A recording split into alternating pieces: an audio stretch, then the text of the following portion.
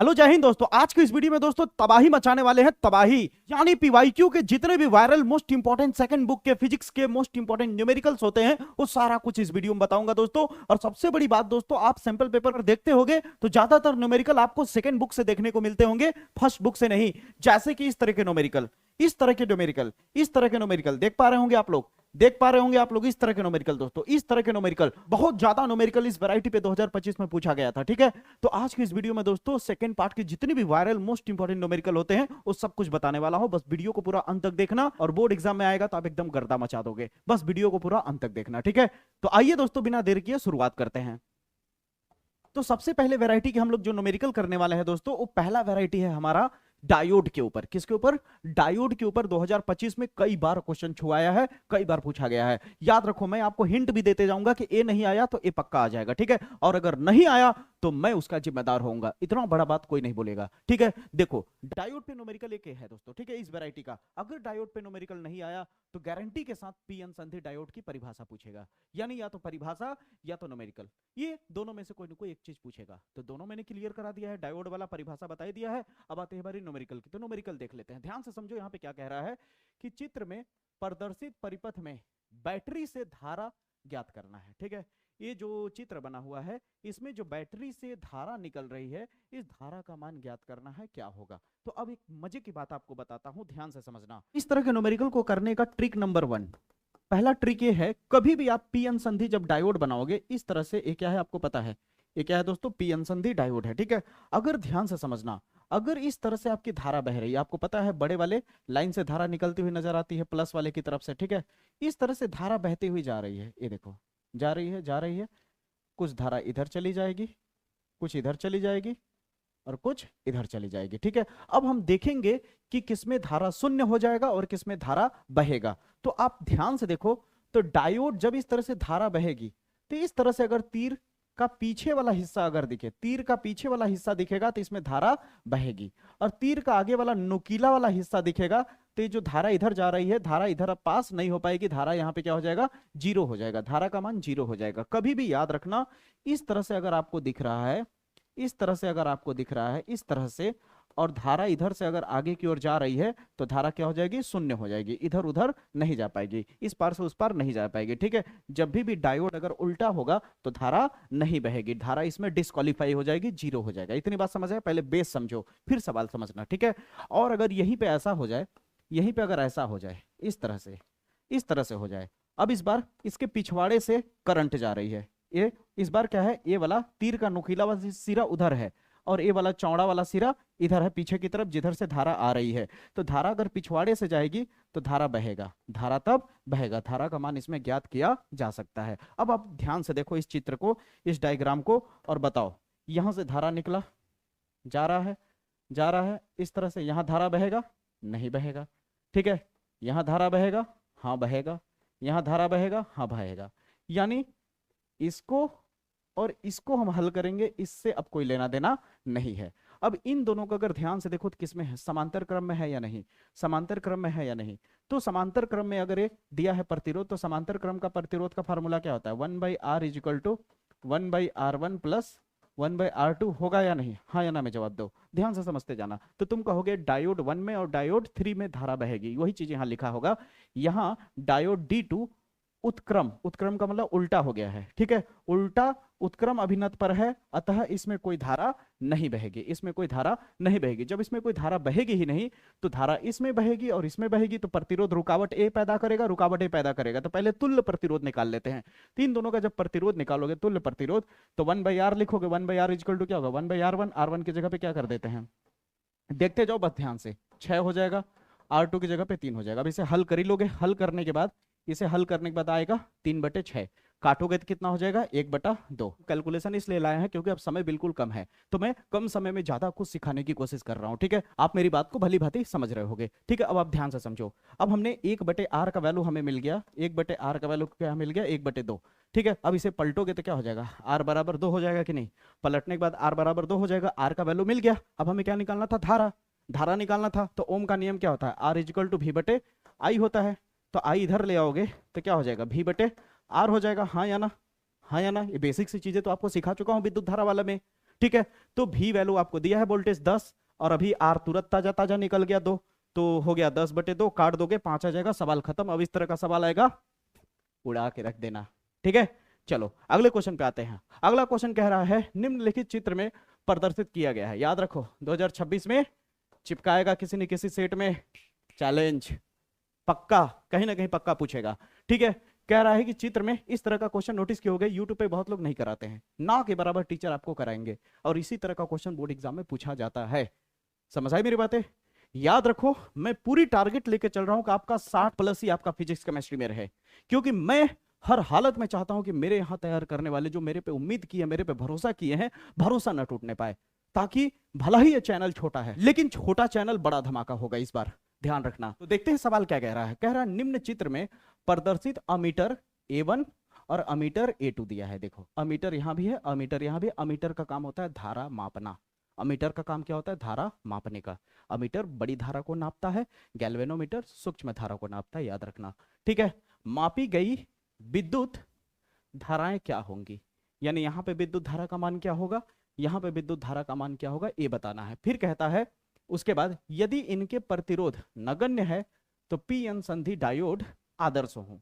ठीक है, तो इसका मतलब क्या है आगे बताता हूं, पहले आप इसको समझो क्या कहना चाह रहा है, कि बस हमें ज्ञात करना है इसमें कि यहां पे धारा कितनी होगी और यहां पे धारा कितनी होगी। चल भाई चल भाई चल भाई देखते हैं, चल भाई देखते हैं, प्लस वाले की तरफ से धारा बहेगा, प्लस वाले की तरफ से धारा बहेगा, धारा आ रहा है, आ रहा है, मिल गया जंक्शन, कुछ धारा इधर गया, कुछ धारा इधर गया, इधर गया, और ये इधर गया, ये आ गया नुकीला वाला सिरा, इसलिए धारा हो जाएगा 0। नुकीला वाला सिरा आया तो 0, पिछवाड़ा रहेगा तब बहेगा, पिछवाड़ा रहेगा तब बहेगा, अगवाड़ा आ गया, नुकीलापन आ गया, इसलिए धारा नहीं बहेगा। A1 पे धारा 0 हो जाएगी, पहला हमने प्रूव कर लिया। तो यहाँ पे लिखोगे दिया गया पी एन संधि डायोड जो है वो क्या है? उत्क्रम अभिनत है। उत्क्रम अभिनत का मतलब उल्टा है, उत्क्रम अभिनत है, इसलिए इसमें इसमें प्रतिरोध क्या होगा? अनंत होगा, यानी प्रतिरोध का मान क्या हो जाएगा? अनंत हो जाएगा, जिसकी वजह से धारा नहीं बहेगी। ये इतना भाषणबाजी नहीं लिखोगे तो भी चलेगा, इतना बस लिख देना कि पी एन संधि जो डायोड दिया है वो उत्क्रम अभिनत है, इसलिए इसमें धारा प्रवाह का मान 0 होगा। जब धारा प्रवाह का मान 0 होगा तो अमीटर A1 धारा मापेगा ही नहीं, जब धारा मापेगा ही नहीं तो A का मान हो जाएगा 0, A1 का मान हो जाएगा 0, A1 का मान हो जाएगा 0। मजा आ रहा है? एकदम उड़ा दोगे धजिया। ठीक है, आगे बढ़ते हैं और खाओगे बैठ के घर पे भजिया। ठीक है, अमीटर A2 कितना मापेगा? चलिए इधर से घूमा रे भाई, ऐसे घूमर घूमर घूमर घूमर घूमर घूमर, यहाँ पे कोई ऐसा डायोड नहीं है, इसलिए यहाँ पे धारा आसानी से बहेगी, A2 मेजर करेगा।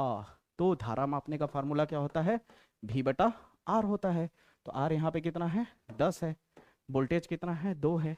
वोल्टेज कितना है? 2 है। वोल्टेज कितना है? 2 है। काटोगे तो 1/5 आएगा, और 1/5 कितना हो जाएगा? 0.2 एम्पियर। सवाल गया। क्लियर हुआ? मजा आया? पक्का ना? अब तो सब्सक्राइब करो, अब तो फॉलो करो, सपोर्ट करो। अगर लगता हो कि उस लायक हो तो सपोर्ट करो, प्लीज सपोर्ट करो। मैं तुम्हारा तैयारी कराने का दम रखता हूं। अगर फिजिक्स केमिस्ट्री में डर लग रहा है तो बस जैसे जैसे बता रहा हूं वैसे वैसे फॉलो करते जाओ, तैयार करते जाओ, मार्क्स चल के आएगा, काट नहीं पाएगा कोई मार्क्स। ठीक है, ध्यान रखना। अगले प्रश्न की तरफ चलते हैं। ये देखो, ये प्रश्न 5 नंबर का प्रश्न है। इसमें 2 लोगों को जोड़ दिया गया, सम्मेलन कर दिया गया है, हुलू कर दिया गया है, यानी इसमें परिभाषा भी चिपका दिया और इसमें न्यूमेरिकल भी चिपका दिया। ठीक है, सवाल पढ़ो। थोड़ा कह रहा है कि ऊर्जा बैंड के बारे में समझाना है, कि ऊर्जा बैंड के आधार पर चालक, अर्धचालक और कुचालक में अंतर स्पष्ट कीजिए। अभी कल ही वाले वीडियो में मेरा जो 5 नंबर का महत्वपूर्ण वीडियो आया है भौतिक विज्ञान का, उसे देखे हैं कि ना? नहीं देखे हैं तो जाके देखिए, बिना रटाए सिखाया मैंने। ठीक है, तो वहां पे आपको समझा दिया है मैंने, तो इसका काम तो वहां हो गया। अब चलते हैं, सवाल क्या कह रहा है कि D1 और D2 में धारा का मान बताना होगा, यानी D1 में कितना धारा बहेगा, D2 में कितना बहेगा। आइए, ये हो गया, आइए मेहरबान, बड़े वाले की तरफ से धारा निकलेगा। ठीक है, बड़े वाले की तरफ से धारा निकलेगा, क्योंकि धनावेश की तरफ से धारा निकलता है। ठीक है, कलर चेंज कर लेते हैं। ठीक है, हरा हरा कलर ले लेते हैं। अब यहाँ से जा रहा है, यहाँ से जा रहा है, ये आ गया जंक्शन। जंक्शन का मतलब रास्ता, एक इधर घूम जाएगा और एक इधर चला जाएगा, इधर गया आ गया अगवाड़ा, धारा हो गया 0, यहाँ आ गया पिछवाड़ा, धारा मिलेगा यहाँ। इसका मतलब D2 पे धारा का मान 0।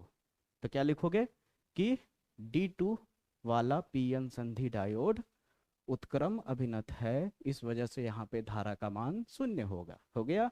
ऊपर वाला मैं नहीं बताएगा, तुम लोग खुद निकालेगा। वोल्टेज वोल्टेज 2 और यहाँ पे प्रतिरोध 10। तो आई का वैल्यू क्या होता है, फार्मूला आई बराबर क्या होता है, V बटे आर होता है। तो आई बराबर हो जाएगा V का मान 2, आर का मान 10, यानी 0.2 एम्पियर की धारा बहेगी। अब बताओ इस तरह के सवाल को एकदम धजिया उड़ा दोगे या नहीं, भजिया खा के? तो पक्का ना? तो अगर इस तरह का कर लोगे तो यहाँ पे अगला सवाल है, ये 2024 में है। तो लो एक बहुत बड़ी बात बोल देता हूँ, ठीक ना, फैलाना मत बात, धीरे से सुन लो। ये 2026 में पक्का आएगा, ठीक है, फैलाना मत। ये 2026 में किसी न किसी सेट में पक्का पूछा जाएगा, देख लेना गारंटी के साथ। अब ध्यान से समझो, यहां पे कह रहा है कि यदि दिए गए परिपथ में 5 मिली एम्पियर, लो इस बार धारा खुद दे दिया, धारा का मान 5 मिली एम्पियर खुद दे दिया। तो मिली हटाओगे तो कितना हो जाएगा, 5 गुणे 10 घाते -3 एम्पियर आ जाएगा, ठीक है। तो कह रहा है धारा का मान पहले ही दे दिया, ठीक है भैया। धारा यहां से जा रही है, यहाँ पे भी रुकावट होगा और रुकावट यहाँ भी होगा। अब ये दोनों श्रेणी क्रम में, याद रखना, ये प्रतिरोध और ये डायोड क्या है, श्रेणी क्रम में है। तो यहाँ पे भी विभव उत्पन्न, श्रेणी क्रम में विभव अलग अलग होता है, पता है ना। यहाँ के विभव को क्या नाम देते हैं, VR दे देते हैं, और यहाँ के विभव को VD बोल देते हैं। डी का मतलब डायोड वाला विभव, और डायोड वाला विभव दिया हुआ है, इसका विभव नहीं पता है, निकाल लेंगे अभी थोड़ी देर में, ठीक है, थोड़ी देर में निकाल लेंगे। फिर कहता है कि 5 मिली एम्पियर की धारा प्रवाहित हो रही है, तो प्रतिरोध R का मान बताओ क्या होगा, प्रतिरोध R का मान क्या होगा। तो ध्यान से समझो क्या किया है। सबसे पहले VD हमें दिया है, VD बराबर लिख दिए, ठीक है। ए वाला मेन वोल्टेज जो होता है V, वो दिया हुआ मैं, ये भी लिख दिया मैंने। फिर क्या रहा है कि I का मान दिया हुआ है इतना, ये भी लिख दिया मैंने, चलो ठीक है। अब हमें क्या निकालना है भैया, R का वैल्यू निकालना है। तो R का वैल्यू निकालने के लिए फार्मूला क्या होता है, I बराबर होता है, R का वैल्यू निकालने के लिए ओम का नियम क्या होता है, R बराबर होता है V बटे आई होता है। तो यहाँ तो भी तो 3-4 ठो है रे भैया, एक ठो भी ये मेन वाला, एक ठो भी VD वाला, एक ठो भी VR वाला, कौन सा लगाए, यहाँ पे R वाला लगाएंगे क्योंकि R निकाल रहे हैं ना। तो VR हमें पता तो होना चाहिए, तो VR कैसे पता चलेगा। तो सबसे पहले ये जो है टोटल है, टोटल वोल्टेज है V, तो टोटल वोल्टेज V किसके बराबर होगा, इसके वोल्टेज और इसके वोल्टेज के, यानी VR प्लस VD के। तो यहाँ से VR निकल जाएगा, VD इधर भेज देंगे तो क्या हो जाएगा, V माइनस VD, और VR अकेला हो जाएगा। VD का वैल्यू कितना है 1.5, VD का वैल्यू कितना है 0.5 बराबर VR। अब VR का वैल्यू कितना मिल जाएगा आपका, 1 मिल जाएगा, 1 वोल्ट मिल जाएगा। कितना मिल जाएगा, घटाने के बाद 1 वोल्ट मिल जाएगा VR का वैल्यू। VR का वैल्यू कितना मिल जाएगा, 1 वोल्ट मिल जाएगा। अब हमें क्या निकालना, R निकालना। तो R किसके लिए होगा, R बराबर क्या होता है, V बटे I होता है। तो करंट तो श्रेणी क्रम में है तो हर जगह सेम रहेगा। तो करंट I हो गया और VR हो गया, अभी जस्ट निकला ताजा ताजा। तो 1 हो गया ऊपर में VR, और I कितना दिया हुआ है आपका 5 गुणे 10 घाते -3। अब 10 घाते -3 ऊपर भेजोगे तो क्या हो जाएगा, 1 गुणे 10 घाते पॉजिटिव में 3 हो जाएगा और ये 5 हो जाएगा। तो 10 घाते 3 का मतलब क्या होता है 1000, यानी 1000 बटे 5 काटोगे तो आपका 200 ओम आ जाएगा। मजा आया, क्लियर हुआ। अब इस तरह के क्वेश्चन में कॉन्फिडेंट आ गया है या नहीं। देखो कभी भी मन में मत रखना कि सर जी इस तरह से बता दिए। अब बहुत लोग क्या होते हैं ना, बहुत लोग चुतियापा क्या करते हैं, अब देखो ठेठ भाषा में बोल रहा हूँ समझना, बहुत लोग चुतियापा ये करते हैं कि यहाँ पे 0.5 की देखा अगर 2 वोल्ट दे दिया तो बहुत लोग कहेंगे हाय रे दादा, सर जी तो जो बताए थे वही वो नहीं किया, वहां तो सर जी 0.5 बोले थे। अरे भाई सवालवा सेम है, वो नंबर बदल सकता है, मॉडिफाई कर सकता है, ऐसे कान ना पकड़ के उल्टा पकड़ सकता है रे मेरे भाई। समझा कि ना, समझ गया। तो इस तरह का क्वेश्चन अब एकदम डनाडन, गुड, वेरी गुड, ठीक है। अब इस तरह का क्वेश्चन अगर डनाडन हो गया, इस तरह का क्वेश्चन अगर चमक गया, तो एक क्वेश्चन मेरे तरफ से होमवर्क रहेगा, एक क्वेश्चन मेरे तरफ से होमवर्क रहेगा। 3 ठो दिया है, डरने का नहीं। ये देखो यहाँ से धारा ऐसे बहेगा, यहाँ बहेगा, यहाँ अगबाड़ा मिल गया नहीं बहेगा, यहाँ बहेगा, बाकी का खेल खेल लो, ठीक है, बाकी का खेल खेल लो। अब आता है अगले सवाल की वैरायटी पे, जिसमें ज्यादातर सवाल आपको द्रव्यमान क्षति पे पूछा जाएगा। किस पे, द्रव्यमान क्षति पे। इस तरह का भी फिक्स कर लो कि 2026 में आएगा ही आएगा, धीरे से बता देते हैं, पक्का आएगा, पक्का, माँ कसम आएगा। ठीक है, अब ध्यान से समझो। ठीक है, 100% आएगा किसी न किसी सेट में। अब यही क्वेश्चन वन नहीं आएगा, नंबर वन बदल सकता है, लेकिन वैरायटी समझो, ये भी चिपका सकता है, ये भी चिपका सकता है। भलाई 2025 के कोड नंबर JX में आया है, इस तरह का एक ही ठो क्वेश्चन थोड़ी ना लाया हूँ भैया। हे देखो ना भैया, हे देखो ना भैया, हे देखो ना भैया, हे देखो ना भैया, हे देखो, हे देखो, हे देखो। फिर उसके बाद आ जाता है हम लोग का ये देखो, फिर आता है इस तरह से रे ऑप्टिक्स में चले जाते हैं, संयुक्त सूक्ष्मदर्शी, खगोलीय दूरदर्शी पे न्यूमेरिकल पक्का चिपकाता है। समझ रहे हो? तो चलो अभी अपने टॉपिक पे रहते हैं। ठीक है, कहाँ गया? अरे भाई, ए आ गया। अब इस सवाल को देखो, इसमें क्या कह रहा है, अब इसको थोड़ा सा आराम से लेके चलूंगा। ठीक है, आराम से एकदम तकिया उकिया लगा लो एकदम अच्छे से। ठीक है, अब ध्यान से सुनना मेरी बात। सबसे पहले इस सवाल को तभी कर पाओगे तुम जब तुम्हें द्रव्यमान क्षति के बारे में पता होगा। तो मैं पहले यहाँ पे लिख देता हूँ, एक डब्बा बनाता हूँ, और ये मेरा खुद का कॉन्सेप्ट है, Vijay sir, concept for Vijay sir, concept for VS24। ये मेरा खुद का कॉन्सेप्ट है, ध्यान से समझो। ठीक है, ट्रिक है, समझने की कोशिश करना। ठीक है, देखो ये बात तो पता है, कोई भी चीज़ ले लो, अगर कार्बन ले लो तो कार्बन का क्या होता है, 6वें नंबर पे, और इसका वजन 12 होता है। ठीक है, अब ध्यान से मेरी बात को सुनना। तो जैसे कार्बन हो चाहे कुछ भी हो, कुछ भी, ध्यान से समझो, इसके अंदर अगर देखा जाए तो नाभिक होता है, नाभिक के अंदर प्रोटॉन होता है और न्यूट्रॉन होता है, हाँ या ना? होता है कि नहीं? तो प्रोटॉन का द्रव्यमान, प्रोटॉन का द्रव्यमान प्लस न्यूट्रॉन का द्रव्यमान जोड़ दिया जाए, और इसके वास्तविक द्रव्यमान से, इसके वास्तविक द्रव्यमान से, यानी जो नाभिक के अंदर जो प्रोटॉन का द्रव्यमान और न्यूट्रॉन का द्रव्यमान है उसको जोड़ोगे, और इसके वास्तविक द्रव्यमान को देखोगे, तो ये जो जोड़ने वाला द्रव्यमान है, रुको रुको रुको रुको, आराम से समझा रहा हूँ। वास्तविक द्रव्यमान का मतलब होता है जो अलग से दिया होता है। ठीक है, याद रखना। और ये थ्योरेटिकली है कि हाँ इतने प्रोटॉन है, प्रोटॉन का इतना वजन होता है तो इतना जोड़ दो। ठीक है, तो वास्तविक द्रव्यमान, जैसे मान लो सपोज दैट कि ये मान लो इसका वास्तविक द्रव्यमान है, थोड़ी देर के लिए समझ लो कि ये वाला वास्तविक द्रव्यमान है, और अंदर में जाकर के जब मैं प्रोटॉन न्यूट्रॉन को जोड़ा तो इसका द्रव्यमान वास्तविक द्रव्यमान से थोड़ा कम आया। तो वास्तविक द्रव्यमान से अगर घटा दिया जाए, वास्तविक द्रव्यमान से अगर घटा दिया जाए प्रोटॉन और न्यूट्रॉन के द्रव्यमान को, तो जो मिलता है उसे डेल्टा यम कहते हैं, और डेल्टा यम को बोला जाता है द्रव्यमान क्षति। क्या बोला जाता है? द्रव्यमान क्षति, क्षति क्षति क्षति क्षति। ठीक है, द्रव्यमान क्षति, यहां तक समझ आया? अब जो द्रव्यमान क्षति समझ आ गया, कैसे निकालते हैं, क्लियर हुआ? अब एक और मजे की बात बताता हूं। कभी भी आपको देखो, नाभिकीय जब विखंडन होगा, विखंडन का मतलब नाभिक जब टूटेगा, जैसे यहाँ पे देख सकते हो, यहाँ पे नाभिक टूटा है, यूरेनियम क्या हुआ है, टूट गया है, विखंडन हो गया। विखंडन होकर के कितने लोग बने हैं, 1 2 3 4।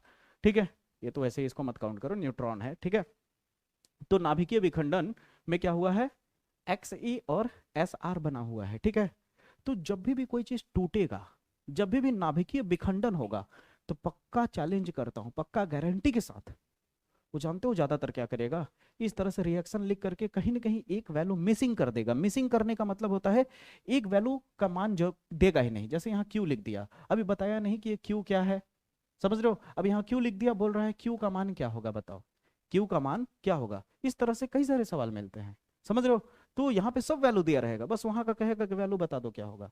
तो इस केस में क्या होगा कि जो तुम द्रव्यमान क्षति निकाले होगे, जो द्रव्यमान क्षति का तुम्हारा मान आया होगा, उस द्रव्यमान क्षति में, उस द्रव्यमान क्षति में हर बार आल्बेज, आल्बेज यानी हर बार अगर एक AMU का गुणा कर दोगे, यानी एक MU को अगर मेगा इलेक्ट्रॉन वोल्ट में लिखोगे तो लिख सकते हो 932 लिख सकते हो, कई जगह पे 931 भी रहता है। ठीक है, इसका गुणा कर दोगे तो तुम्हें क्या मिल जाएगा, इस पार का जो भी बचा हुआ वैल्यू होगा वो हमेशा मिल जाएगा।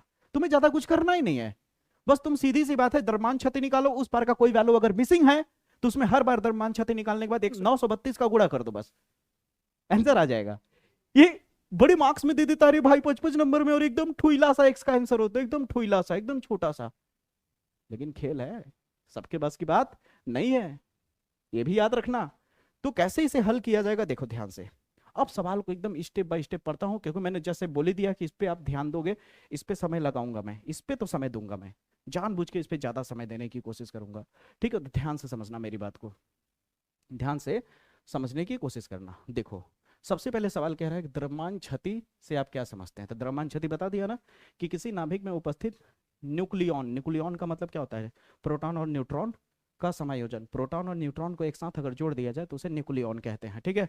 न्यूक्लियॉनों का द्रव्यमान यानी प्रोटॉन और न्यूट्रॉनों का द्रव्यमान, ठीक है, तथा नाभिक का द्रव्यमान, नाभिक का यानी वास्तविक द्रव्यमान, जो वास्तविक द्रव्यमान होगा उसको घटा दिया जाए, अंतर, अंतर का मतलब घटाना, तो उसे द्रव्यमान क्षति कहते हैं। यहाँ तक क्लियर हुआ। अब खुद देखना तुम, ये जो दिया ना यूरेनियम, इसका वास्तविक द्रव्यमान कहीं दिया होगा, ये देखो, ये दिया है ना, ये मेन हो गया, ये मेन हो गया, ये क्या हो गया, मेन हो गया। कोई दिक्कत? कोई दिक्कत नहीं। अब ध्यान से समझो द्रव्यमान क्षति निकलेगा कैसे। देखो यूरेनियम के द्रव्यमान में से सबको घटा दिया जाएगा, किसको? उस पार वाले को, उस पार वाले को, उस पार वाले को, ठीक है। याद रखना इधर जो था उसके द्रव्यमान से यूरेनियम का जो द्रव्यमान है, देखो मास ऑफ यूरेनियम, यम का मतलब द्रव्यमान और यू का मतलब यूरेनियम, यूरेनियम के द्रव्यमान से तुम सबको घटा दोगे, सबको घटा दोगे, माइनस लिखोगे, अब ब्रैकेट के अंदर ऐसे करके सबको घटा दोगे जोड़ के, लेकिन ठीक है, क्या है आपका इधर एक्स ई, तो यहाँ पे क्या लिखोगे, मास एक्स ई, फिर प्लस करोगे, क्या है, मास एस आर। क्लियर हो रहा है जो बोल रहा हूँ? कोई दिक्कत? कोई दिक्कत नहीं। यहाँ तक क्लियर हुआ।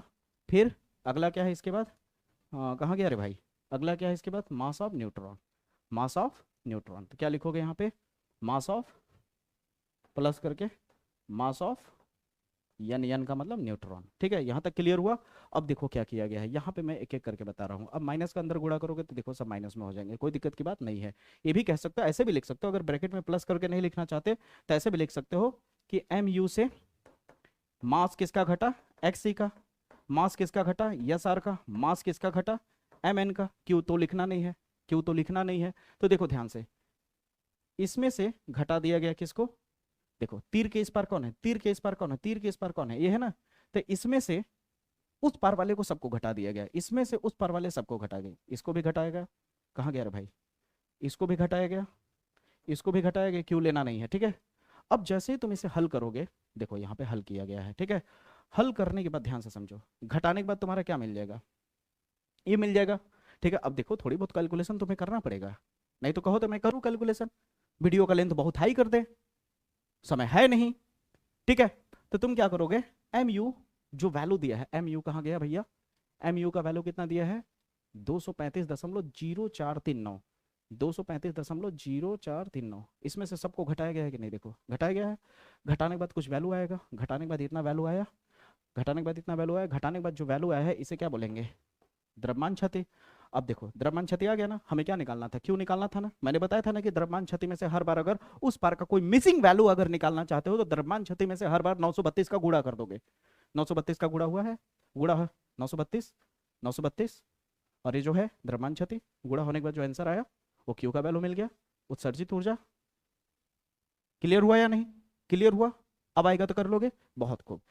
अगले प्रश्न की तरफ चले, उसी वैरायटी पे क्वेश्चन दिया है। यहाँ पे अगर आप ध्यान से देखो तो ये भी क्वेश्चन 2026 में किसी न किसी सेट में 100% चिपकाएगा, ये मैं दावे के साथ कह रहा हूं, और मैं खुद दिखाऊंगा पेपर के बाद कि देखो मैंने बोला था और ये आया, समझ रहे हो। तो ध्यान से देखो क्या कह रहा हूं मैं, कह रहा है नाभिकीय संलयन प्रक्रिया को समझाइए। चलिए परिभाषा वाली चीज है तो समझा चुका हूं, नाभिकीय संलयन क्या होता है, हल्के नाभिकों का जुड़ना, हल्के नाभिकों का जुड़ना संलयन कहलाता है, नाभिक संलयन, और भारी नाभिक का टूट जाना विखंडन कहलाता है। कभी कभी पूछा भी जाता है नाभिकीय संलयन और नाभिकीय विखंडन में अंतर स्पष्ट कीजिए, बहुत सारे वीडियो मैंने बना दिया है नाभिक वाले वीडियो में, ठीक है, आप जाके जरूर देखना। समझ आई मेरी बातें। तो नाभिकीय संलयन प्रक्रिया को समझाइए, चलिए तो हो गया। फिर कहता है प्रकृति में इसका उदाहरण दीजिए, चलो वहां मिल जाएगा। फिर आता है यदि 4 न्यूट्रॉन और 3 प्रोटॉन संलयित होकर मतलब क्या होता है, जुड़ करके लिथियम बना लेते हैं, लिथियम का नाभिक बना लेते हैं। किसका नाभिक बना लेते हैं, लिथियम का नाभिक बना लेते हैं, तो कितनी मेगा इलेक्ट्रॉन वोल्ट ऊर्जा विमुक्त हुई है, यानी फिर से क्यू का वैल्यू पूछ रहा है। क्या पूछ रहा है, फिर से क्यू का वैल्यू पूछ रहा है। और आपको पता है ना कि ऊर्जा विमुक्त होने के लिए, मुक्त ऊर्जा होने के लिए क्या करोगे, ये जो डेल्टा ई दिख रहा है इसे तुम क्यू समझ लो, जो अभी वहां पे क्यू निकाले थे ना वही चीज यहां भी पूछ रहा है, ठीक है। तो तुम क्या करते हो, क्यू निकालने के लिए बताया ना मेरे भाई, द्रव्यमान क्षति में से हर बार 932 गुणा करना है, द्रव्यमान क्षति में 932 या फिर 931, मैंने बोला ना कई बार 931 भी दिखता है कई जगह पे, तो 932 का गुणा कर दोगे आंसर आ जाएगा। तो कैसे निकालेंगे द्रव्यमान क्षति, लिथियम का जो ओरिजिनल वाला है, लिथियम का कहीं दिया होगा ओरिजिनल, लिथियम का ओरिजिनल, लिथियम का ओरिजिनल, लिथियम का, ये देखो लिथियम का ओरिजिनल द्रव्यमान दिया है ना, लिथियम का नाभिकीय द्रव्यमान। अब इसमें से इसमें से इसमें से इसमें से कितना है भैया, कितना है, 7.014336। इसमें से तुम घटाओगे किसको किसको किसको किसको, प्रोटॉन और न्यूट्रॉन को। तो 4 बार न्यूट्रॉन है गुले, न्यूट्रॉन का वजन कितना दिया है, न्यूट्रॉन का वजन 1.00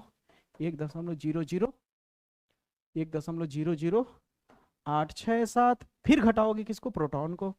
प्रोटॉन कितने बार है भैया, प्रोटॉन कितना है रे भाई, 3 बार प्रोटॉन है। प्रोटॉन कितने बार है, 3 बार। माइनस करते जाना, ठीक है, मेन वाले में से सबको घटा देना, न्यूट्रॉन को भी प्रोटॉन को भी। प्रोटॉन 3 बार है, 3 लिखा गुड़े में। अब प्रोटॉन का वजन कितना भैया, प्रोटॉन का 1.00 नहीं नहीं नहीं नहीं 728। अब जैसे इसे हल करोगे, जैसे आप इसे हल करोगे भैया, तो डेल्टा यम मिल जाएगा द्रव्यमान क्षति। क्या मिल जाएगा, द्रव्यमान क्षति। ठीक है, द्रव्यमान क्षति कितना आ जाएगा हल करने के बाद, इतना आ जाएगा। ठीक है, अब जो द्रव्यमान क्षति आया है 0.0416, इसे क्या बोलते हैं, डेल्टा यम यानी द्रव्यमान क्षति। अब तुम्हें क्या निकालना है कि जब ये संलयन हुए थे तो ऊर्जा कितनी मुक्त हुई थी, तो मुक्त ऊर्जा पूछा था ना, मुक्त ऊर्जा डेल्टा ई बोलो या क्यू बोलो, तो क्या होगा, द्रव्यमान क्षति में गुणा कर दोगे कितना, 931 या फिर 32, 931 का गुणा कर देंगे। ठीक है, अब गुणा करने के बाद कितना आएगा, इतना आ जाएगा, मेगा इलेक्ट्रॉन वोल्ट। सवाल खत्म। अब बताओ, इस वैरायटी का सवाल क्लियर हुआ। ये सब सवाल तुम्हें बहुत दिक्कत करते होंगे समझने में, लेकिन अब दिक्कत नहीं करेगा, मैं दिल से कह रहा हूँ। ठीक है, दिल से कह रहा हूँ मेरे भाई कि दिक्कत नहीं करेगा। अब बताइए, क्लियर हुआ इस वैरायटी का क्वेश्चन। इस वैरायटी का क्वेश्चन आएगा तो क्या अच्छे से दहाड़ लोगे, 100% कर लोगे इस तरह का क्वेश्चन। अब अगला क्वेश्चन आ गया फिर से। अब इस क्वेश्चन को क्या समझो, HW समझो कि नहीं, या बताओ, देख लो वही चीज किया है, जितने प्रोटॉन जितने न्यूट्रॉन हो उस मेन वाले से घटा दिया है। ठीक है, घटाने के बाद क्या हो जाएगा, आपका आंसर आ जाएगा। ठीक है, बंधन ऊर्जा पूछा है, बंधन ऊर्जा कैसे निकालते हैं आप एक बार देखोगे तो समझ में आ जाएगा, कोई दिक्कत की बात ना है मेरे भाई, बिल्कुल ना है। समझ आया या नहीं की, क्लियर हुआ। तो एक क्वेश्चन होमवर्क में रहेगा, 2024 में दिया जाए, 2026 में 100% आएगा, याद रखना, ऑक्सीजन वाला। समझ रहे हो, जैसे अभी लिथियम वाला था वैसे ये भी है, कोई दिक्कत की बात नहीं है। तो आप इसे ट्राई मारोगे, 100% ट्राई मारोगे, पक्का, प्रॉमिस, वादा, बहुत बढ़िया। ठीक है, अब आता है ये वाला क्वेश्चन मैं कराता हूं, और ये वाला क्वेश्चन HW होगा। अब मत कहना कि क्यों HW दे रहे हैं, देख लो फिर से क्यों निकालना है, फिर से क्यों निकालना है। 2025 के कोड नंबर JY में है, 2025 के कोड नंबर JY में, गिनते जाओ कितने बार 2025 में चिपकाया है अलग अलग क्वेश्चन, तो 2026 में आने का चांसेस भरपूर है, समझ रहे हो, भरपूर है। बहुत लोग कह रहे हैं कि सर अभी तक तैयारी नहीं हो पाया, क्या करूं क्या ना करूं, समझ नहीं आता है सर, भंटा छिलूं घर पे बैठ के, या सो जाऊं या सब कुछ खो जाऊं। ठीक है, तो मैं बता देता हूं कि ना, कभी भी अपने अंदर झांक के देखोगे ना, तो याद रखना, तुमसे बड़ा हीरो, तुमसे बड़ा खतरनाक हीरो, तुमसे बड़ा खतरनाक मेहनत करने वाला कोई नहीं होगा। बस एक बार ठान लिए तो, समझ रहे हो, एक बार ठान के देखो, अपने माँ बाप का चेहरा देखो, उनसे आशीर्वाद लो, उसके बाद मेहनत करना शुरू करो, ऐसे चंदन लगा करके, फिर देखो मजा आएगा। समझ रहे हो, क्योंकि याद रखना, बिना जंग लड़े जो हार मान गए वो कायर है। युद्ध में उतरो, जीत हार बात की बात, लेकिन युद्ध में उतरो, हर हर महादेव। समझ रहे हो, तो ध्यान से समझो। अब ऊपर वाले क्वेश्चन को ध्यान से देखो, 2024 में 2026 में आएगा। ठीक है, याद रखना 2026 में 100% पूछेगा। एक और राज की बात बोलो, 2018 2024 का मत छोड़ना। ठीक है, आगे देखो, यदि किसी नाभिक के लिए द्रव्यमान क्षति, इस बार द्रव्यमान क्षति खुद दे दिया, किसी नाभिक के लिए द्रव्यमान क्षति इतना है, यानी डेल्टा यम आपको दे दिया है 2 × 10⁻⁶ किलोग्राम। ठीक है, किसी नाभिक के लिए द्रव्यमान क्षति इतना दिया हुआ है, तो उसकी बंधन ऊर्जा ज्ञात कीजिए क्या है। अभी मैंने आपको दिया था ना बंधन ऊर्जा वाला होमवर्क, तो यहाँ पे अभी कर दे रहा हूँ, ये वाला इसी बहाने सीख भी जाओगे। ठीक है, तो उसकी बंधन ऊर्जा ज्ञात कीजिए, किसमें ज्ञात करना है, जूल में, फिर बाद में इसी को किसमें बदल देना है, इलेक्ट्रॉन वोल्ट में। किसमें बदल देना है, इलेक्ट्रॉन वोल्ट में। तो सबसे पहले आप देखो आपके पास गिवन क्या है, डेल्टा एम बराबर क्या है, इतना दिया हुआ है। डेल्टा एम बराबर कितना दिया है, इतना दिया है, ठीक है। बंधन ऊर्जा का फार्मूला यहाँ पे दिखा रहा है कि बंधन ऊर्जा ई बराबर जो होता है डेल्टा एम सी स्क्वायर होता है, ठीक है। बंधन ऊर्जा बराबर क्या, बहुत लोग अच्छा नहीं समझ पा रहे होंगे बंधन ऊर्जा क्या होता है। बंदर नहीं बंदर नहीं, बंधन बंधन, ठीक ना। बंधन ऊर्जा क्या होता है तो याद रखना, नाभिक जो होता है, बंधन ऊर्जा पूछ भी सकता है अलग से, नाभिकीय बंधन ऊर्जा किसे कहते हैं। देखो नाभिक जो होता है उसमें प्रोटॉन और न्यूट्रॉन होता है, ठीक है। तो प्रोटॉन और न्यूट्रॉन निकल के भाग क्यों नहीं जाता, निकल करके भाग क्यों नहीं जाता, ठीक ना। नाभिक से निकल क्यों नहीं जाता, इसका मतलब नाभिक के अंदर कोई ना कोई एक ऊर्जा काम कर रही है जो इसे बांध के रखी है, ये बंध के रखे हुए हैं। तो इनको तोड़ने के लिए बाहर से क्या देना पड़ेगा, ऊर्जा देना पड़ेगा।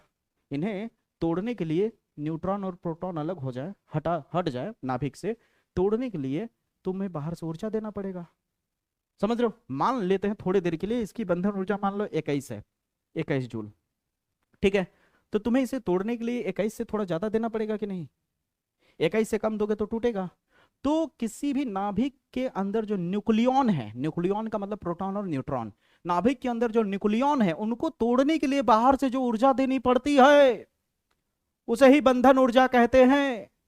समझ आई मेरी बातें। मेरा नाभिक वाला जाकर के वन शॉट वीडियो देखिए, अभी भी देखो, वक्त है दोस्तों। जिसका फिजिक्स तैयार नहीं है मेरे प्लेलिस्ट को जाकर के अभी भी फॉलो करो, ठीक है। मैं कम से कम समय में ज्यादा से ज्यादा कंटेंट और सटीक तरीके से और बिना रटाए सिखाया हूं मेरे भाई, ट्रिक के दम पे। आप जा करके देखो तो सही, जिसका डेरिवेशन क्लियर नहीं है वो डेरिवेशन जाकर के देखो। एक ही वीडियो मैंने पूरी डेरिवेशन को खत्म किया है। और जिनको बिल्कुल फिजिक्स समझ ही नहीं आता है या फिर लगता है कि मेरे को कोई कम बस बता दे जिससे मैं केवल 40-50 नंबर के बीच में आकर के पास हो जाऊं अच्छा खासा मार्क्स लेकर के, तो अभी कल परसों मैंने फिजिक्स की स्ट्रेटेजी प्लानिंग पे मैंने वीडियो बनाया है कि फिजिक्स में क्या क्या तैयार करना चाहिए। 3 दिन केवल मेहनत करके आप फिजिक्स में बेहतर परफॉर्म कर सकते हो। यहाँ पे थंबनेल भी दिख रहा होगा आपको।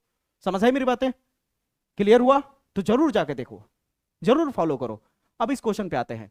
तो हमें क्या चाहिए, हमारे पास देखो भैया डेल्टा एम दिया है, सी मिल ही जाता है। सी क्या है, प्रकाश की चाल है, 3 गुणे 10 घाते माइनस 3 गुणे 10 घाते प्लस में होता है यार, 10 घाते 8 होता है। तो अब देखो यहाँ पे क्या है, डेल्टा एम का वैल्यू दिया, सी का वैल्यू दिया है, स्क्वायर की वजह से स्क्वायर। यहाँ तक क्लियर है। अब इसे हल किया गया, हल करने तो आता ही होगा, ठीक है। स्क्वायर की वजह से 3 क्या हो जाएगा, 9 बन जाएगा। 10 घाते 8 का स्क्वायर करोगे 16 हो जाएगा। हल करने के बाद इतना आएगा और ये जूल में आंसर आया है। किस में आया है, जूल में। तो पहला तो हमने जवाब दे दिया। फिर कहता है कि इसी को किस में बदल दो, इलेक्ट्रॉन वोल्ट में बदल दो। किस में बदल दो, इलेक्ट्रॉन वोल्ट में बदल दो। तो याद रखना 1 इलेक्ट्रॉन वोल्ट बराबर इतना जूल होता है, 1 इलेक्ट्रॉन वोल्ट बराबर इतना जूल होता है। तो इसको इलेक्ट्रॉन वोल्ट में बदलने के लिए यही जो वैल्यू है ए वाला, इसमें डिवाइड कर दोगे। ये जो तुम्हारा जूल आया है, जूल वाले में इसी वैल्यू को डिवाइड कर दोगे। डिवाइड करने में जो आएगा वो आ जाएगा तुम्हारा इलेक्ट्रॉन वोल्ट। समाप्त हुआ सवाल। क्लियर हुआ, कोई दिक्कत, कोई दिक्कत नहीं। अगर यहां तक कोई दिक्कत नहीं है तो ये भी क्वेश्चन तुम्हारे लिए होमवर्क होगा। अब दोस्तों बात करते हैं अगले क्वेश्चन की। ये भी दोस्तों 2026 में आने का पूरा पूरा चांसेस है दोस्तों। ध्यान से सुनिए, जो भी मैं कह रहा हूं, जिस क्वेश्चन पे मैं हाथ लगा रहा हूं, जिस क्वेश्चन को मैं प्रिडिक्ट कर रहा हूं, वो आने का चांसेस भरपूर है। भला ही नंबर चेंज कर देगा, ठीक ना। तो ध्यान से देखो सवाल क्या कह रहा है कि किसी उत्तेजित हाइड्रोजन परमाणु के इलेक्ट्रॉनों की ऊर्जा -3.4 इलेक्ट्रॉन वोल्ट है, ठीक है भैया। उत्तेजित इलेक्ट्रॉनों की ऊर्जा दी गई है। फिर कहता है कि इस इलेक्ट्रॉन का कोणीय संवेग बताओ। अभी देखो मैंने 5 नंबर वाले वीडियो में जब आपको ये वाला प्रूफ कर रहा था, याद है आप लोग को, R directly proportional to n square, ठीक है, याद करो, हाइड्रोजन वाला बोर मॉडल में, ठीक है, ये प्रूफ किया था। तो उस समय आपको कोणीय संवेग बताया था मैंने। कोणीय संवेग बताया था ना कि जब किसी भी नाभिक, ये हो गया नाभिक, ये हो गया दूरी r, यहाँ पे मान लो इलेक्ट्रॉन चक्कर लगा रहा है, इलेक्ट्रॉन का वजन m है, ठीक है, इलेक्ट्रॉन का वजन m है और कितनी स्पीड से जा रहा है, v वेलोसिटी से। v वेलोसिटी से जा रहा था। एक फार्मूला मैंने दिखाया था कि mv r बराबर क्या था, n h बटा 2 पाई। ये क्या है, यही है कोणीय संवेग। अब इसे कोणीय संवेग को j भी लिख सकते हो, तो j equal to n h by 2 pi हो जाएगा, ठीक है। तो यहाँ पे वही चीज लिखा है, इसमें घबराने वाली बात नहीं है। तो हमें कुल मिला के कोणीय संवेग निकालना है। लेकिन कोणीय संवेग निकालने के लिए आपको देखो h क्या है, प्लांक स्थिरांक। प्लांक स्थिरांक याद कर लेना। ये चीज वैसे भी फिजिक्स के सबसे लास्ट पेज में दिया रहता है, याद करने की जरूरत भी नहीं है, ठीक है। आप देख सकते हो पेपर उठा के, ठीक है, एक गिवन रहता है, लेकिन फिर भी कर लेना याद, ठीक है। प्लांक स्थिरांक है। अब n का वैल्यू कैसे निकले, क्योंकि 2 पाई तो मिल ही जाएगा, 2 है, पाई का वैल्यू 3.14 होता है, लेकिन n नहीं निकल रहा है। तो n निकलेगा कैसे, तो n क्या होता है, ध्यान से समझो। यहाँ पे n निकलेगा कैसे, तुम्हें ऊर्जा दिया गया है, ठीक है, क्या दिया गया है, उत्तेजित ऊर्जा दिया गया है। तो उत्तेजित ऊर्जा का जो फार्मूला होता है -13.6 जेड स्क्वायर बटे एन स्क्वायर। जेड क्या होता है, परमाणु क्रमांक, और एन होता है कक्षकों की संख्या। तो एन तो हमें पता है नहीं, ठीक है, लेकिन ई पता है हमें। ई पता है, ऊर्जा दिया हुआ है हमें, देख सकते हो कहाँ दिया गया है, कहाँ गया रे, उत्तेजित ऊर्जा -3.4, -3.4 दिया गया है। ठीक है, तो आप लिखो यहाँ पे -3.4 बराबर -13.6। जेड क्या है, हाइड्रोजन के लिए जेड क्या होता है, 1 होता है, पहले नंबर पे होता है ना, तो 1 का स्क्वायर, और यन नहीं पता है, यन निकल जाएगा, तो अब इसको इधर भेज दो तो माइनस से माइनस कट जाएगा, ये यन स्क्वायर इधर आ जाएगा, -13.6 और -3.4, माइनस से माइनस कट जाएगा, एन स्क्वायर हो जाएगा। अब इसे हल करोगे तो कटने के बाद तुम्हारा 4 आएगा, और स्क्वायर हटेगा तो 4 क्या बन जाएगा, 2 बन जाएगा। तो यन का वैल्यू 2 मिल गया, पुट अप करके यहाँ पे यन की जगह 2 रख दोगे, एच का वैल्यू प्लैंक की स्थिरांक है, कांस्टेंट होता है, 2 उतर गया, पाई का भी वैल्यू कांस्टेंट होता है 3.14। अब इसे हल करने के बाद इतना आ जाएगा, इसे कहते हैं हम लोग कोणीय संवेग। कोणीय संवेग कभी भी निकालने के बोले, जे कभी भी निकालने के बोले, याद रखना यन h/2 पाई ये फार्मूला होता है। ठीक है, कभी कभी आपको फंसाने के लिए इसमें क्या कर देगा, जे आपको पता है ये क्या है, mr भी है, और यहाँ होगा यन h 2 पाई होगा, आपको बोल देगा वेलोसिटी दे देगा, मास तो पता ही होता है इलेक्ट्रॉन का, कक्षकों की संख्या दे देगा। ठीक है, और पूछ देगा बताओ कितनी दूरी पे है, उसकी त्रिज्या बताओ क्या होगा। तो इस तरह घुमा सकता है क्वेश्चन, तो इस पैटर्न पे सवाल किसी कीमत पे नहीं छोड़ना, इस तरह का एक क्वेश्चन पक्का लगाना। ठीक है, अब चलते हैं अगले क्वेश्चन की तरफ। अगला क्वेश्चन आ गया दोस्तों सूक्ष्मदर्शी पर आधारित। ठीक है, बहुत ही अच्छा, बहुत ही वायरल क्वेश्चन है, 2023 में आया है, 2026 में आने का चांसेस अच्छा खासा है, 2026 में आने का चांसेस अच्छा खासा है। इस पे 2 क्वेश्चन मैंने इसी वैरायटी पे लिया है। ठीक है, तो 2 क्वेश्चन में आपकी अच्छी खासी प्रैक्टिस हो जाएगी। ये वाला क्वेश्चन 2025 के कोड नंबर JU में आया है, आप पता भी लगा सकते हो। ठीक है, तो आप ध्यान देना, इसमें कह रहा है, सवाल को थोड़ा सा एकदम आराम से ध्यान दीजिएगा। ठीक है, सवाल क्या कह रहा है, कह रहा है कि एक, थोड़ा बड़ा कर देता हूं, ठीक है, कह रहा है एक दूरदर्शी के अभिदृश्यक व नेत्रिका लेंसों की फोकस दूरी दी गई है। ध्यान से समझिए, ठीक है, ध्यान से समझने की कोशिश करिएगा। देखिए, दूरदर्शी जब भी होता है, दूरदर्शी क्या होता है, ध्यान से समझिए। अगर इस तरह से मान लीजिए, अगर दूरदर्शी है, तो दूरदर्शी में क्या होगा, जिधर आंख होता है, जिधर नेत्र होता है, जिधर से तुम देखते हो, उधर का लेंस छोटा होता है और इधर वाला लेंस बड़ा होता है, तो नेत्रिका लेंस कहते हैं। जिधर से, इसे जैसे मान लो ये टेलीस्कोप है दूरदर्शी, तो ऐसे करके देखते हैं ना, ऐसे देखते हैं ना, आंख एक तो झपका करके, तो इधर वाला छोटा होता है और उधर वाला बड़ा होता है, समझ रहे हो। तो जिधर से तुम देख रहे हो, आँखिया, आँखिया के काजर, ठीक है, तो जिधर देख रहे हो वो नेत्रिका लेंस है, और उधर वाला अभिदृश्यक है। तो नेत्रिका लेंस को यन से, नेत्रिका लेंस को आई लेंस बोलते हैं, इसलिए यहाँ पे ई शब्द देखने को मिलता है। अभिदृश्यक लेंस को ऑब्जेक्टिव लेंस बोलते हैं, इसलिए ओ देखने को मिलता है। ठीक है, तो नेत्रिका लेंस से बनने वाला फोकस FE कहलाएगा, और अभिदृश्यक से बनने वाला फोकस FO कहलाएगा। इसको अच्छे से देखने के लिए, इसके प्रूफ को कि कैसे प्रूफ हुआ है, तो आप मेरे वीडियो को जाकर देख सकते हो, सूक्ष्मदर्शी, खगोलीय, दूरदर्शी वाला। समझ है मेरी बातें, मैंने कराया है। अब आप ध्यान से देखो आगे क्या कह रहा है, कि अभिदृश्यक व नेत्रिका लेंसों की फोकस दूरी क्रमशः 15 सेंटीमीटर और 1.5 सेंटीमीटर दिया है। तो वही चीज दिया, देखो ओ लगाया है ना, ओ का मतलब अभिदृश्यक के लिए इतना, और नेत्रिका के लिए फोकस कितना दिया, इतना दिया है। ठीक है, चलो भैया यहां तक ठीक है। आगे कहता है कि इसे अभिदृश्यक से 3 मीटर दूर, अभिदृश्यक से कितना मीटर दूर, अभिदृश्यक क्या है, ए, तो 3 मीटर दूर, दूरी किसको, यू को बताते हैं, वस्तु की दूरी किसको बोलते हैं, यू से, तो यू के ऊपर ओ लगा देंगे। ये कितना दिया है भैया, 3 मीटर। अब वस्तु है तो हमेशा नेगेटिव में रहता है, इसलिए नेगेटिव लगा हुआ है यहाँ पे। ठीक है, अब 3 मीटर, अब पूरा वैल्यू सेंटीमीटर में दिया है, तो एक ठो फंसाने के लिए मीटर में दे दिया, चूतिया बनाने के लिए। ठीक है, लेकिन हम मीटर को किस में बदल देंगे, सेंटीमीटर में, तो सेंटीमीटर में बदल दोगे इतना आ जाएगा। फिर आगे कहता है कि एक वस्तु के लिए फोकसित किया जाता है, तो यदि वस्तु का अंतिम प्रतिबिंब, यदि वस्तु का अंतिम प्रतिबिंब स्पष्ट दृष्टि की न्यूनतम दूरी पे अगर बने, अंतिम प्रतिबिंब कहां बने, स्पष्ट दृष्टि की न्यूनतम दूरी पे, आसपास यहां बने। ठीक है, स्पष्ट दृष्टि की न्यूनतम दूरी पे बने। स्पष्ट दृष्टि की न्यूनतम दूरी क्या होता है, वो सब जाकर के उस वीडियो में देखेंगे तो मिल जाएगा। ठीक है, तो स्पष्ट दृष्टि की न्यूनतम दूरी पे बने, तब अभिदृश्यक तथा नेत्रिका लेंस के बीच की दूरी क्या होगी। ये जो दोनों लेंस मैंने रखा है, इस लेंस और इस लेंस के बीच की दूरी क्या होगी, ये बताना है। इस लेंस की और इस लेंस की दूरी, तब अभिदृश्यक लेंस के बीच की जो दूरी होता है, याद रखना, अभिदृश्यक से बनने वाला जो प्रतिबिंब है और नेत्रिका का जो वस्तु है, उन दोनों को जोड़ दिया जाए, उन दोनों को जोड़ दिया जाए, तो उसे ही बोलते हैं अभिदृश्यक और नेत्रिका के बीच की दूरी। अब इसे आराम से समझाने की कोशिश करता हूं, देखो। ठीक है, समय दोगे तो बेहतर सीखोगे, ठीक है, जल्दबाजी करोगे तो गड़बड़ हो जाएगा। देखो ध्यान से समझना, यहाँ पे मान लो कोई वस्तु है, इस तरह से गया होगा, इस तरह से बना होगा, इस तरह से। तो यहाँ पे जो बना प्रतिबिंब ये इसका है, ये जो इमेज बना है, ये जो प्रतिबिंब है भी, ये किसका है? अभिदृश्यक का है, ठीक है। और यहां से जो दूरी है ये नेत्रिका का है, वस्तु क्या माना जाएगा? नेत्रिका का वस्तु। तो वही चीज है, देखो यहां से जो दूरी है ये वाला, यहां से यहां की दूरी क्या है? प्रतिबिंब की दूरी है इसके लिए। और यही जो प्रतिबिंब बना है इस वाले के लिए वस्तु बनता है, बताया था ना।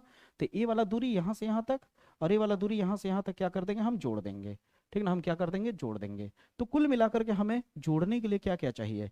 भी ओ चाहिए और भी ई चाहिए, भी ओ चाहिए और यू ई चाहिए। क्या चाहिए? चाहिए भी ओ चाहिए और यू ई चाहिए। तो कैसे निकलेगा? ध्यान से समझिए, यहाँ पे देखिए। अब यहाँ से स्टार्ट होता है। अभिदृश्यक के लिए जो फोकस दूरी का फार्मूला होता है ये होता है, अरे फार्मूला वही रे मेरे भाई, 1/f equal to 1/v minus 1/u। बस अभिदृश्यक है तो ओ लगा दिया गया है पहचान दिलाने के लिए, ठीक है। तो यहाँ पे वैल्यू पुटअप करके हम भी ओ निकाल सकते हैं, समझ रहे हो? निकाल लोगे ना इतना, तो जैसे ही वैल्यू पुटअप करोगे तो क्या हो जाएगा? भी ओ निकल जाएगा। भी ओ का वैल्यू कितना हो जाएगा? इतना हो जाएगा, ठीक है। अब जब भी ओ का वैल्यू निकल जाएगा, अब हमें क्या चाहिए? यू ई चाहिए। तो यू ई के लिए फार्मूला वही है रे मेरे भाई, वही है, बस ई लगा देना है। 1/v माइनस 1/u, बस ई लगाते जाना है। क्या लगा दोगे? ई लगा दोगे। जैसे ही ई लगा दोगे तो यहां से अब ये निकल जाएगा। क्या निकल जाएगा? यू ई निकल जाएगा। अब कहोगे कैसे निकलेगा? तो मैं दिखाता हूं यहाँ पे।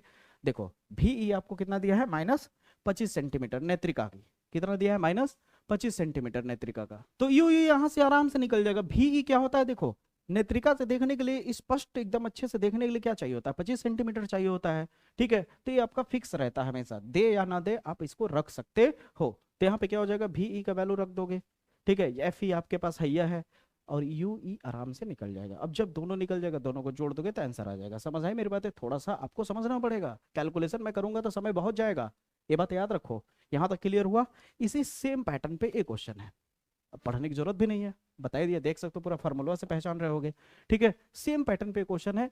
ये क्वेश्चन 2025 में आने का मतलब ये नहीं है कि इसमें मोहर लग गया है कि 2026 में नहीं आएगा, आ सकता है मेरे भाई, 2026 में भी आ सकता है। समझ आए मेरी बात है? इस तरह के क्वेश्चन को छोड़ना नहीं है, तोड़ना है, समझ रहे हो? तीसरा क्वेश्चन हो जाएगा। अब चलते हैं अगले क्वेश्चन की तरफ।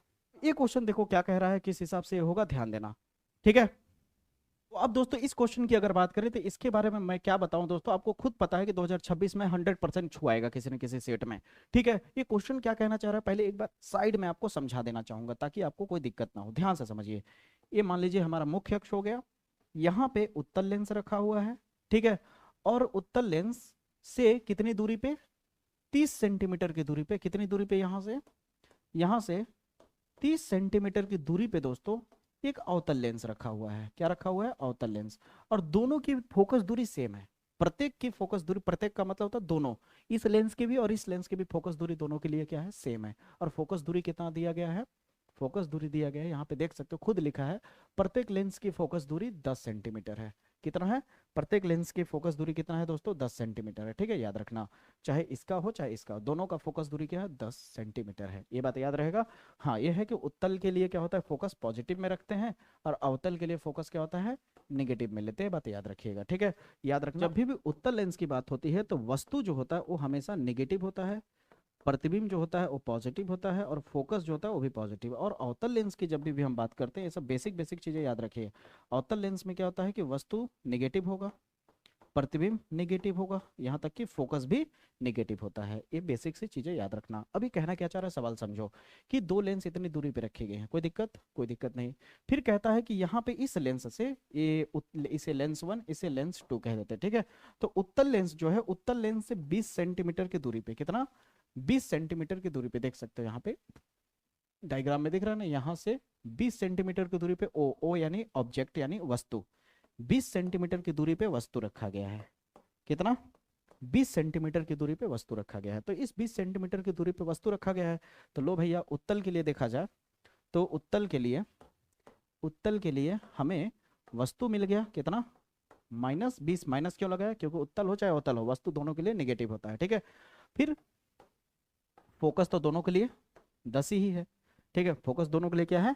10 है। अब उत्तल है तो क्या होगा, फोकस पॉजिटिव होगा। अब कह रहा है इसका प्रतिबिंब बता दो क्या होगा, यही सवाल पूछा गया। अब देखो पढ़ो तो इजी लगने लगेगा, पढ़ने के बाद इजी लगने लगेगा। कह रहा है कि जो चित्र में प्रदर्शित किया गया है, प्रत्येक लेंस की फोकस दूरी 10 सेंटीमीटर है। बिंदु ओ पर प्रतिबिंब की उत्तल लेंस से दूरी बताइए। ठीक है, यानी बिंदु ओ की वजह से जो वस्तु रखा गया है, इस उत्तल लेंस पे जो इसका प्रतिबिंब बनेगा, उस प्रतिबिंब की दूरी बताइए। उत्तल लेंस से कितना दूरी पे प्रतिबिंब बनेगा। तो यहाँ से क्या है, वस्तु इस तरह से रखा गया है, तो यहाँ से क्या होगी, एक प्रकाश की किरण जाएगी इस तरह से, इस तरह से, और जहाँ पे भी टकराएंगे यहाँ पे क्या बन जाएगा, ओ डैश मान लेते हैं, और यही क्या होगा, इसका प्रतिबिंब होगा। यहीं पे क्या बन जाएगा, इसका प्रतिबिंब बन जाएगा। तो प्रतिबिंब निकालने का फार्मूला यहाँ पे देखो रखा गया। अब कहोगे फार्मूला अलग होगा, अरे भाई फार्मूला कैसे अलग होगा, फार्मूला तो वही होगा ना, 1/f is equal to 1/v minus 1/u। हाँ, ये है कि लेंस 1 की बात कर रहे हैं, लेंस 1 की बात कर रहे हैं। उत्तल लेंस के लिए तो हर जगह 1 1 लगा दो ताकि पहचान में आ जाए, क्योंकि इसके बाद भाई अवतल के लिए भी काम करना है। ठीक है, तब यहाँ पे v1 निकालना है, तो u इधर भेज दोगे तो क्या हो जाएगा, 1/f1 प्लस 1/u और 1/v1 हो जाएगा। तो 1/f कितना है 10 प्लस 1/u कितना है -20 बराबर 1/v1। देख लो यही चीज है। अब इसे जैसे ही हल करोगे तो आ जाएगा तुम्हारा। हल होने के बाद कर ही देता हूं मैं, 1/10 प्लस माइनस माइनस 1/20 बराबर 1/v1। 20 एक कम 20, 10 एक कम 10, 20 का 10 से करोगे 200 बराबर 1/v1। घटाओगे आ जाएगा 10, यहाँ आ जाएगा 200, इधर आ जाएगा 1/v1। 1 0 से 1 0 कटेगा, यानी 1/20, और इधर आ जाएगा 1/v1। पलटोगे तो क्या हो जाएगा, v1 बराबर क्या हो जाएगा 20 होगा। तो सीधे सीधे क्या आ गया, 20 आया पॉजिटिव में v1 का वैल्यू। कोई दिक्कत हो तो बताओ, कोई रत्ती भर दिक्कत हो तो बताओ, आप कर लोगे या नहीं इस तरह का, 100% दहाड़ दोगे मेरे भाई जो बता रहा हूँ। अब क्या है कि यहाँ से पता चल गया, टोटल भैया 30 था, टोटल भैया 30 था। प्रतिबिंब हमारा बना कितना, यहाँ से 20 सेंटीमीटर पे, तो यहाँ से बचा हुआ दूरी कितना बचा, 10 बचा। कितना, 10 बचा। कितना बचा भैया, 10, याद रखना। यहाँ से क्या बचा, 10 बचा। अब यहाँ से जो 10 बचा, यहाँ से मान लेते हैं, अब यहाँ से देखो, यहाँ से यहाँ पे ध्यान से समझो, यहाँ पे हमारा प्रतिबिंब बन गया है। अब इस लेंस के लिए, इस लेंस के लिए यहाँ पे जो प्रतिबिंब बना है, इसको हम वस्तु समझ लेते हैं। क्या समझ लेते हैं, वस्तु समझ लेते हैं। क्या समझ लेते हैं दोस्त, वस्तु। तो यहाँ से जो प्रतिबिंब बनेगा इस तरह से, इस तरह जाएगा। अब ये अवतल है इसलिए हल्का सा ऐसे मुड़ जाएगा, अवतल है तो क्या होगा, मुड़ जाएगा। तो इसका प्रतिबिंब उधर ना बन करके पीछे की ओर आएगा। यहाँ पे इसका प्रतिबिंब बना है, कहाँ बना है, यहाँ पे। तो अब इसका प्रतिबिंब जो निकाला जाएगा, यहाँ से निकल गया। देख लो प्रतिबिंब निकालने के लिए f2 v2 u2 क्यों लिया गया, क्योंकि इसे लेंस 2 नाम दिया है, फार्मूला वही है। अब यहाँ पे फोकस का वैल्यू पता ही है 10 होगा, लेकिन अवतल है इसलिए माइनस हो जाएगा। v2 निकालना है हमें, u कितना दिया है 10। अब कहोगे 10 कैसे है, दिखा देता हूँ। ये पूरा कितना है 30 है, पूरा यहाँ से यहाँ की दूरी कितनी है 30, और यहाँ अभी जस्ट निकल गया हमारा प्रतिबिंब 20, तो बचा कितना 10, और ये वस्तु का काम कर रहा है यहाँ से, तो 10 हुआ वस्तु। मजा आया, क्लियर हुआ, तो कर लोगे। अब जब तुम्हें ये वैल्यू मिल जाएगा, तो फिर कहता है कि दोनों लेंस को अगर संपर्क में लगा दिया जाए, दोनों लेंस को क्या कर दिया जाए, इस तरह से संपर्क में ला दिया जाए, तो संपर्क में लाने से जो टोटल इसकी क्षमता होगी, क्षमता कितनी होगी, तो याद रखना क्षमता निकालने के लिए हमेशा क्या होता है, लेंस 1 का और लेंस 2 का दोनों की क्षमता जोड़ दी जाती है। तो क्षमता का फार्मूला क्या होता है, लेंस की क्षमता का फार्मूला क्या होता है, P इजिकल टू होता है 100/f। 100 क्यों लिखा, जब ये सेंटीमीटर में होगा। P/1/f कब, जब ये मीटर में होगा। वैल्यू सारा सेंटीमीटर में दिया है, तो क्या लिखोगे, 100 ही ना लिखोगे भैया, क्या लिखोगे, 100 ही ना लिखोगे यहाँ पे। तो इसे हल करोगे तो हल करने के बाद क्या आएगा, 0 डायोप्टर आ जाएगा। क्या आ जाएगा, 0 डायोप्टर। आप हल करके देख लेना। फोकस दूरी आपके पास पता है ना, बस सिंपल सी बात है। फोकस कितना है आपके पास, 10 10 है, ठीक है। तो P बराबर क्या हो जाएगा, P1 प्लस P2 होगा। मैं हल कर ही देता हूँ यहाँ पे। P1 कितना हो जाएगा 1/f1, P2 कितना हो जाएगा 1/f2। अब ये सेंटीमीटर में दिया है वैल्यू, तो 100 लगा देते हैं। तो P बराबर क्या हो जाएगा, f1 के लिए पॉजिटिव में 10 था, और यहाँ के लिए क्या था, निगेटिव में 10 था, अवतल के लिए। तो P बराबर क्या हो जाएगा, कट पिटा करके 0 आ जाएगा। क्यों, क्योंकि प्लस में माइनस में दोनों सेम है, दोनों सेम है। दोनों सेम होने की वजह से क्या हो जाएगा, प्लस माइनस की वजह से 0 हो जाएगा। तो क्षमता कितनी होगी इसकी, 0। इस सवाल का जवाब बताओ ईमानदारी से, समझ आया या नहीं, क्लियर हुआ, पूरा मैंने डिकोड कर दिया इसको। तो 100% इस सवाल को छोड़ोगे नहीं, ठीक है। इस पैटर्न पे मैं हाथ जोड़ के विनम्र निवेदन करूंगा कि इस पैटर्न पे कम से कम 2 सवाल और ले लेना। कितना, 2 सवाल और देख लेना। पूछो कि कहाँ से, तो ज्यादातर कोशिश करना 2024 में जो पूछे गए हैं इस पैटर्न पे सवाल, वहां से उठाना जरूर, ठीक है, यहाँ तक क्लियर हुआ। अगले सवाल की तरफ अगर चले तो अब आ गया क्राउन कांच वाला। ठीक है, तो ये भी मेरी तरफ से आपको क्या होगा, HW होगा। ये भी मेरे तरफ से क्या रहेगा, HW लेंस मेकर के फार्मूले पे है। आराम से इजीली इसे कर लोगे। ठीक है, यहाँ पे कैलकुलेशन भी दिया है और इजीली ढंग से इसे कर लोगे, कोई दिक्कत की बात, कोई डरने वाली बात नहीं है। ठीक है, तो इसे आप लोग जरूर करिएगा। इस पैटर्न पे भी कम से कम 2 क्वेश्चन और लगाइएगा। इस पैटर्न पे कितना लगाइएगा, 2 क्वेश्चन और लगाइएगा। ठीक है, अब अगर आप ध्यान से देखो तो जितना भी मैंने अभी न्यूमेरिकल बताया उसमें इस तरह के न्यूमेरिकल को टच नहीं किया है, फ्रिंज की चौड़ाई वाला। ठीक है, क्योंकि इस पे अलग से ही वीडियो आएगा, तरंग प्रकाश के वाले पे अलग से वीडियो आएगा। ठीक है, इसलिए मैंने टच नहीं किया था। समझ आई मेरी बातें? उम्मीद करता हूँ आज के वीडियो में बहुत ही बेहतर बेहतर चीजें सीखे होगे, धुआं धुआं कर दोगे बोर्ड एग्जाम में। अब तो प्लीज चैनल को सपोर्ट करो। ठीक है, ज्यादा से ज्यादा शेयर करो। जो नए हो जल्दी से सब्सक्राइब करके बेल आइकन प्रेस कर लो ताकि मेरी हर वीडियो आप तक सबसे पहले पहुंचे। मुलाकात करूंगा अगले वीडियो में, तब तक के लिए जय हिंद, जय भारत।